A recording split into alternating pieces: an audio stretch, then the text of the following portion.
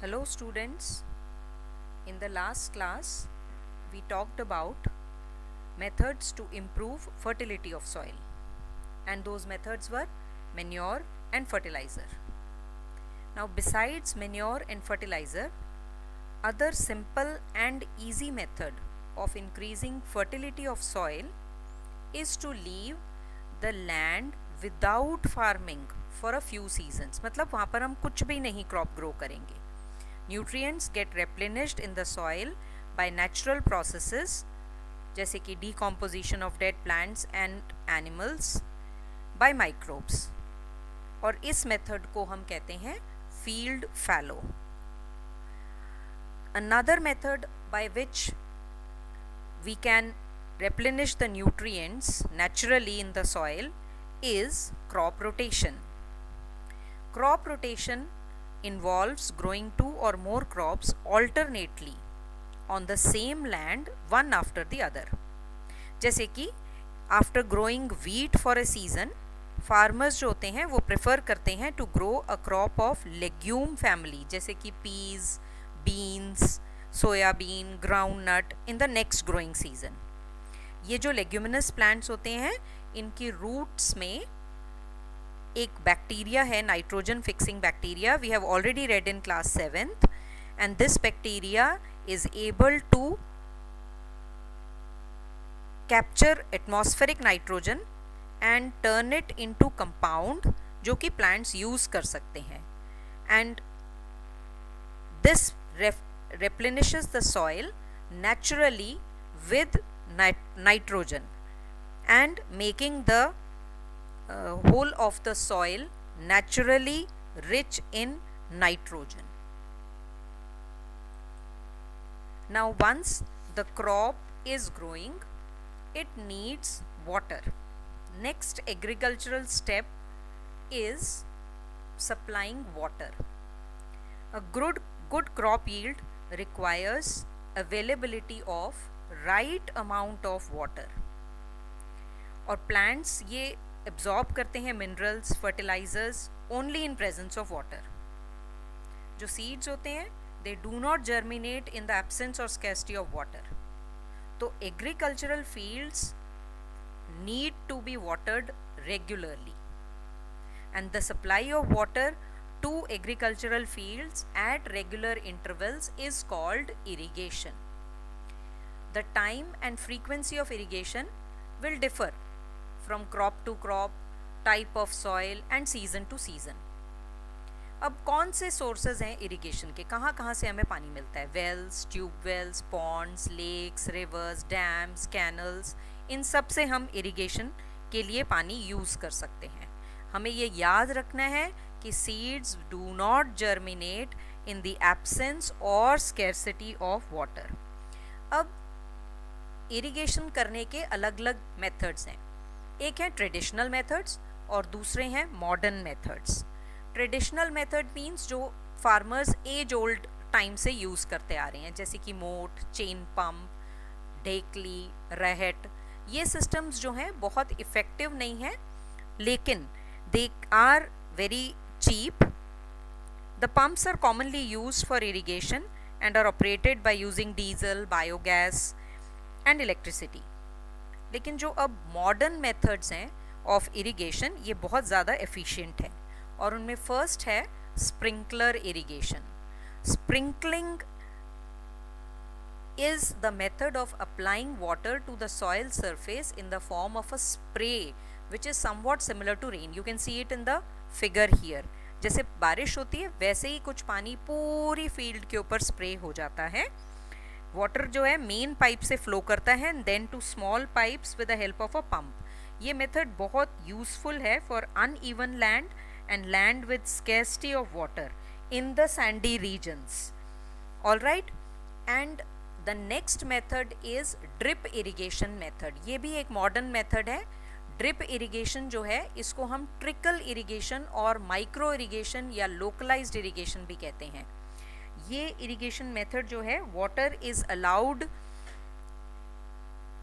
To fall drop by drop only on the roots of the plant. You can see it in the figure here कि जो पानी है वो pipes के through आता है और there is a hole near the root of the plant and it will fall only near the root of the plant and will not spread to the whole of the field, thereby it is saving water.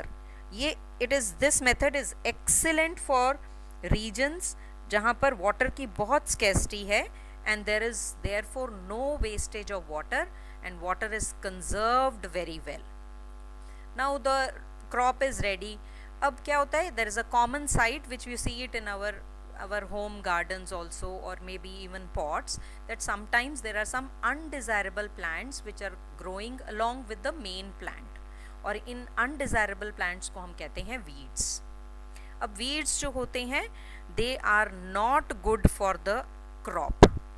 Reason behind, ये जो weeds होते हैं they can adversely affect the plant growth because वो क्या करते हैं, they are growing in the same soil along with the crop. So what happens, they are competing with the crop plant for nutrient, space, water and sunlight. तो इससे क्या होगा कि जो मेन क्रॉप है उसको कम न्यूट्रिएंट मिलेंगे क्योंकि न्यूट्रिएंट शेयर हो गए वीड्स के साथ, वीड प्लांट्स के साथ. अगर उसको कम न्यूट्रिएंट मिलेंगे तो उसकी जो ग्रोथ होगी वो कम होगी और ग्रोथ कम होने से जो हमें क्रॉप यील्ड है वो कम मिलेगी. सो इसको हमें रिमूव करना पड़ता है. एंड मोर ओवर एक और बहुत इंपॉर्टेंट बात है, जो वीड्स होते हैं वो मेन क्रॉप के साथ ग्रो कर रहे हैं और sometimes these weeds can be poisonous for animals and for humans अगर वो साथ में हार्वेस्ट हो जाते हैं. So they need to be removed.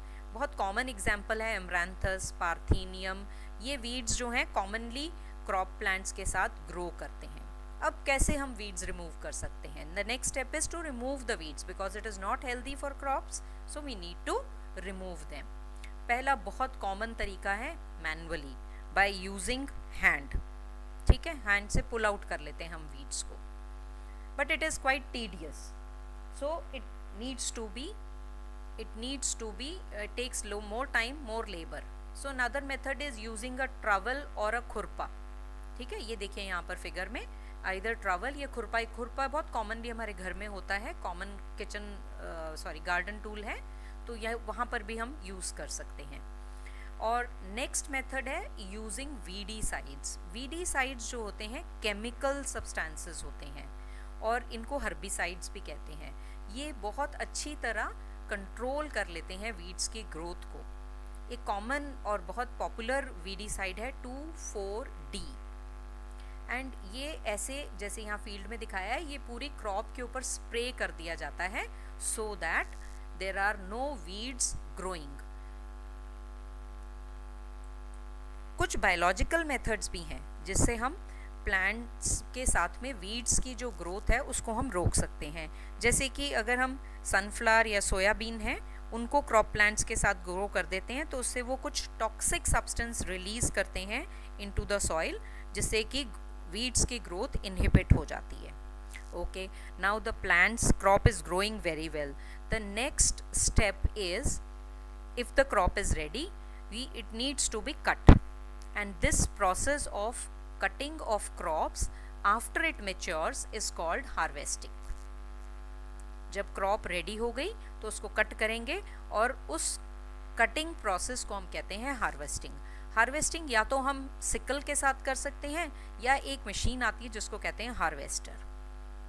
And harvesting के बाद में जो क्रॉप होती है उसके साथ में स्टॉक भी होता है. अब स्टॉक में ग्रीन सीड्स होते हैं तो उसको रिमूव करने के प्रोसेस को हम कहते हैं थ्रेशिंग. थ्रेशिंग जो है it can be done using a thresher और अ कंबाइन. बहुत कॉमन मेथड है मैनुअली भी थ्रेशिंग करना.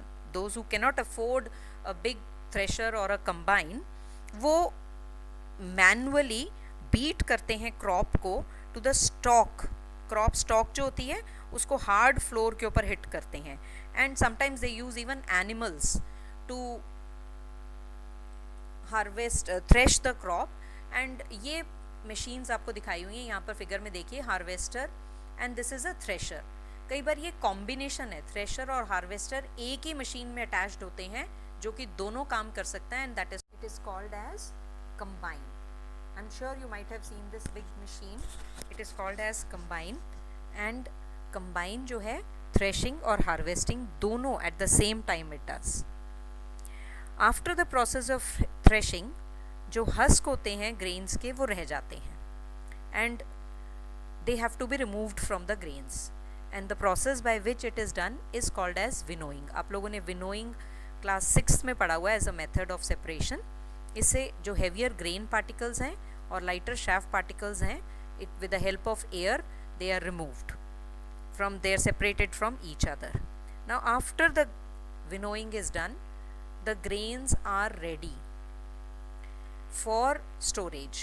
But before we go for storage, the last step in the agricultural practices, it is a gentle reminder that there are certain festivals which are associated in our country, because India is an agricultural country and a large number of people are involved in the activity of agriculture.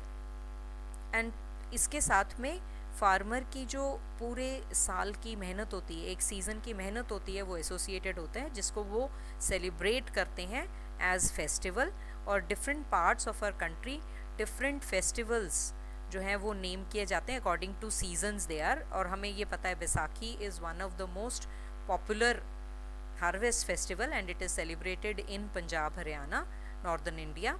And similarly Pongal is another harvest festival which is celebrated in southern India, and Bihu is a harvest festival which is celebrated in eastern India.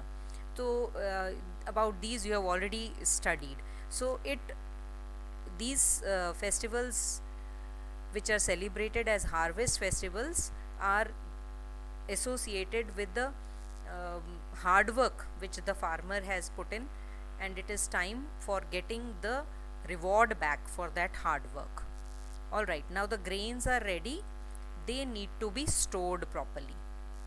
अब grains जब एक बार harvest हो जाते हैं, crop harvest हो जाती है, grains जो हैं they have to be free from moisture, क्योंकि moisture अगर इसमें present होगा तो it will promote microbial growth in the grains.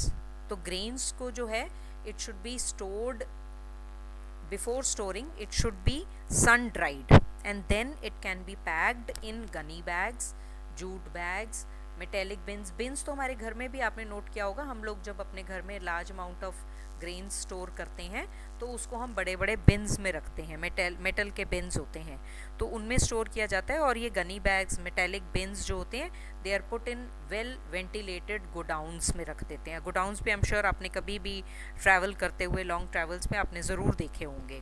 अब यहाँ पर इनके ऊपर पेस्टिसाइड्स या इंसेक्टिसाइड स्प्रे किया जाता है ताकि to avoid pest attack.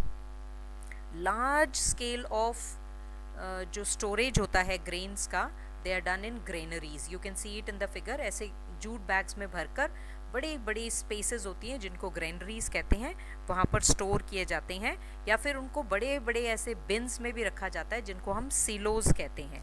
And they are protected from pest such as rodents, microbes and insects.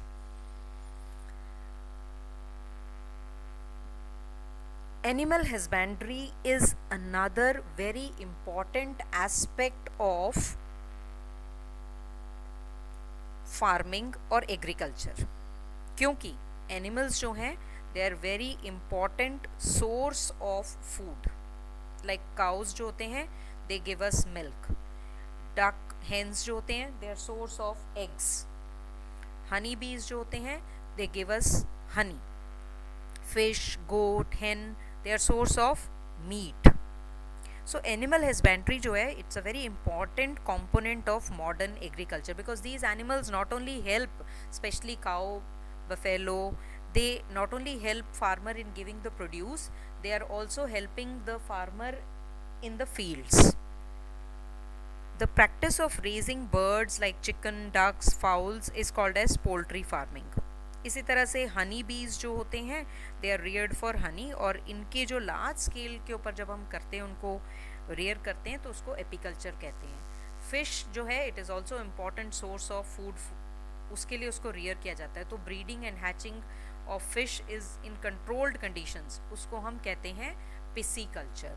ये इंटीग्रेटेड फार्मिंग जो होती है, it includes dairy and poultry farming. ये apiculture, pisciculture, they are all part of animal husbandry, which is the practice of breeding and raising animals on a very large scale, and that is called as animal husbandry.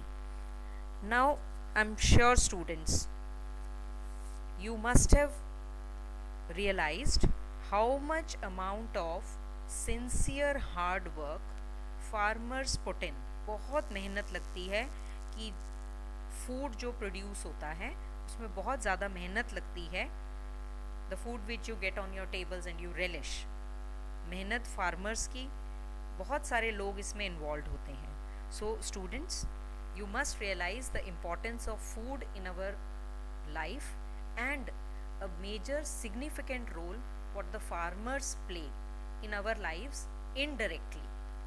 We may not be seeing them, but they are one which are giving us the most important need of all the living beings, including the humans, and that is food.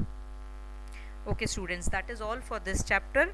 Please read the remaining part of the chapter from PDF and solve the worksheet which is attached. I hope you learned very well and you have understood the chapter. Thank you.